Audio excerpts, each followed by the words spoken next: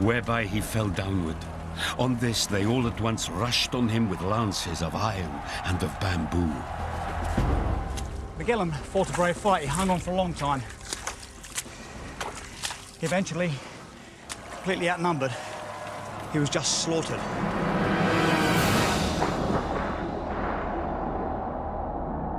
They slew our mirror, our light, our comfort, and our great guide.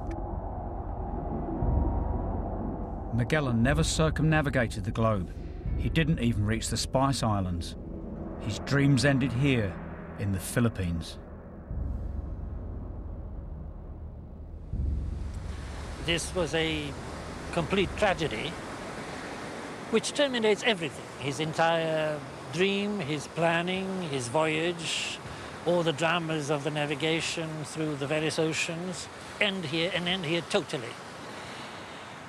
So what do you think? If Magellan had won this battle, how would the expedition have turned out in the end? Had he not died, and had he found the Spice Islands, which were very near, my guess is that he would have come back the same way he went, through the Pacific, which had never been done before. And it is most likely, knowing the ocean, that he might have lost the entire fleet and himself. And with that, nothing would have remained of this epic voyage.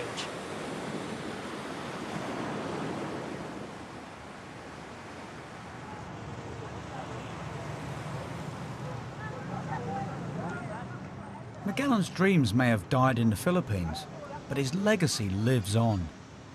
In this dusty little shrine, you can still see the cross he raised so hopefully when he first arrived on these islands. It's one of the holiest relics in one of the most Catholic countries in the world. It might have been the only relic of Magellan's voyage if another man hadn't seized the chance of fame and fortune.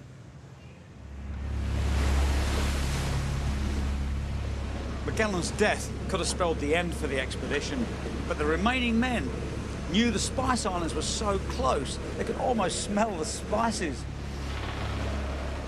Reduced to 2 ships, the survivors set off to find the islands. Taking command of the Victoria was a popular new leader, Juan Sebastian Elcano. Señores, a las Molucas.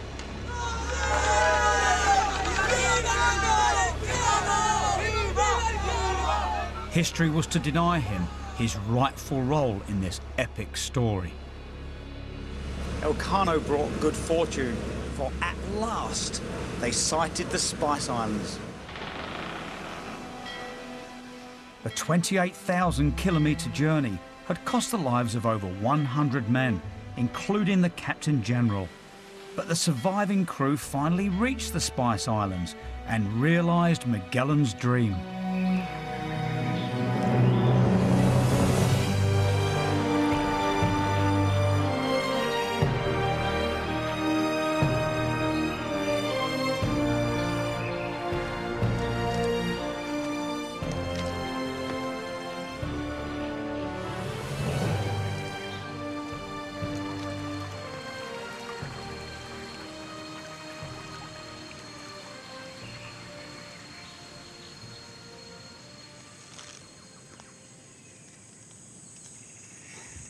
This is what it's all about.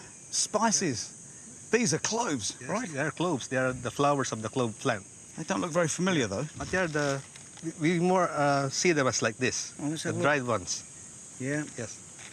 Smells just like my mum's apple pie. Yes, they're aromatic.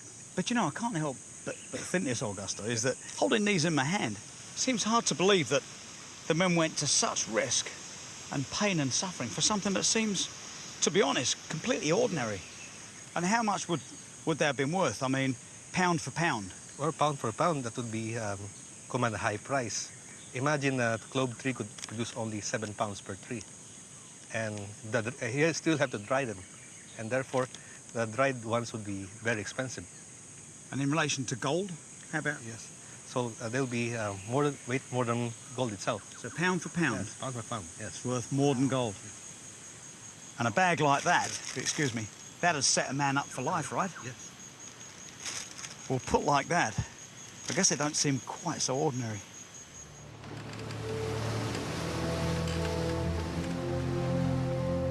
Elcano and his men understood the value of the ton of spices loaded onto each ship, and they knew that to make their fortunes they had to get them back to Spain. The remaining 2 ships had to make a choice between returning the way they'd come or continuing west, taking their chances in enemy waters. Oscar, arriar la cebadera. One chose to go east and the other west. The Trinidad headed eastwards across the Pacific. But it didn't get far before it fell into Portuguese hands. The precious cargo was seized, the ship burned, and the crew thrown into jail.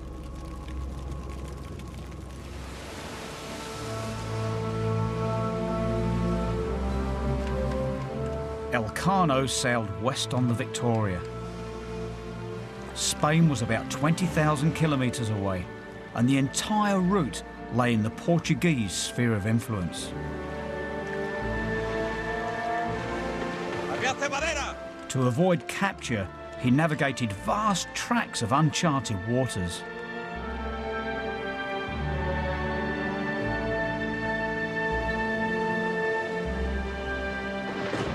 Two months and almost 5,000 kilometres later, they encountered terrible storms.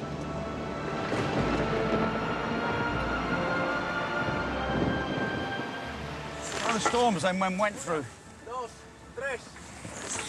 was so powerful that it actually broke this mast. And like everything that broke on the ship, had to be repaired with what they had at sea. And not only that, Elcano and his men began to run dangerously low on rations again. And I can't imagine what it would be like to work a ship like this, which needs a lot of manual labour, and be that low on energy.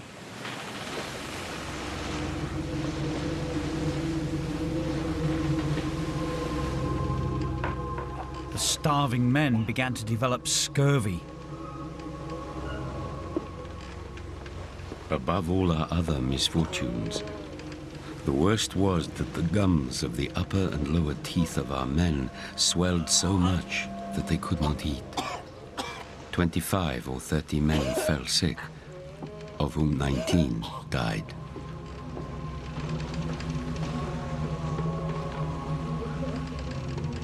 Scurvy is caused by a lack of vitamin C, and here was the terrible irony. The crew was sitting on a cargo of clothes, and what they didn't know was that it contained vitamin C, and this would have saved them. As the ship headed back to Spain, more than half of them would die of scurvy or starvation.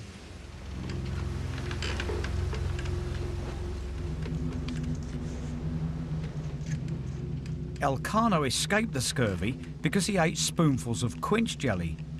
Unknown to him, this contained enough vitamin C to protect him from the disease.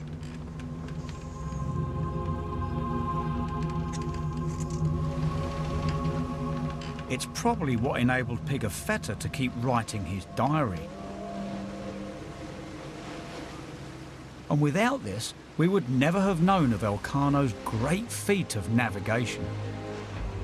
He led the Victoria across vast oceans, past the Cape of Good Hope and the Cape Verde Islands, back to Spain. Of the 241 men who began the journey, only a handful returned with him. They lived to tell the remarkable tale of the Spanish sailor who finished the journey Magellan had started 3 years before. Pigafetta.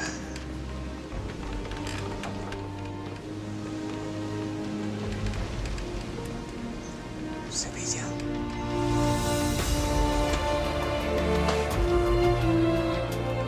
On Monday, the 8th of September, 1522, we cast anchor near the Mole of Seville.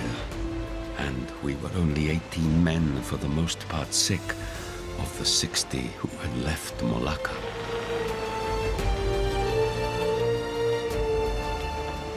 The Victoria became the first ship to circumnavigate the globe.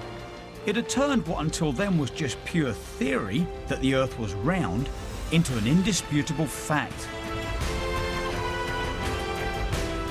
Elcano was honoured with a special coat of arms, declaring him to be the first man to sail round the world.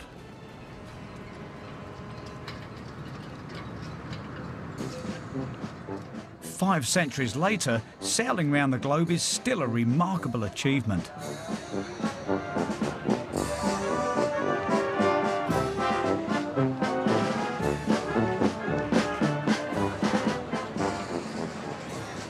As the modern Victoria returns to Seville at the end of its 40,000-kilometre journey, its crew are greeted as heroes after more than 500 days at sea on a journey they will never forget.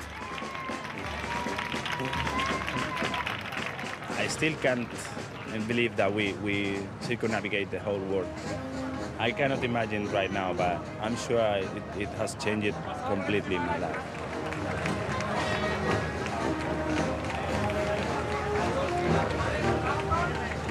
It has been a realization of my dreams to the utmost.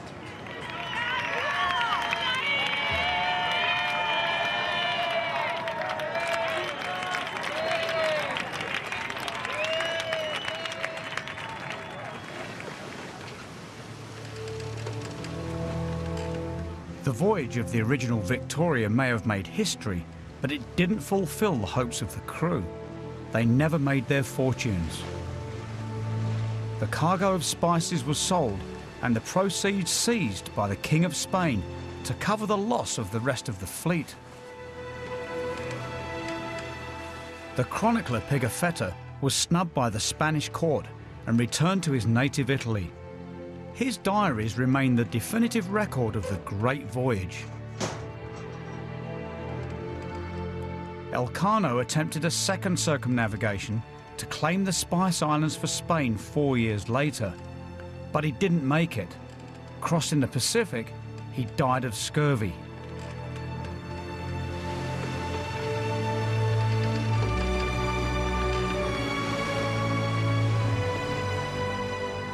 As for Ferdinand Magellan himself, although he never completed the voyage, the popular perception is that he was the first person to circumnavigate the world. Unless that is, you go to Spain, and they'll tell you the first person who sailed around the world was Juan Sebastian Elcano. But does it really matter? After all, they're both great men. Magellan had what it took to dream up such a daring voyage and make it happen, and Elcano had the strength and tenacity to finish it. They and the men who sailed with them shared one of the greatest voyages of discovery. The voyage that would define the shape and size of our Earth and its oceans, and change the geographical, spiritual and political landscape forever.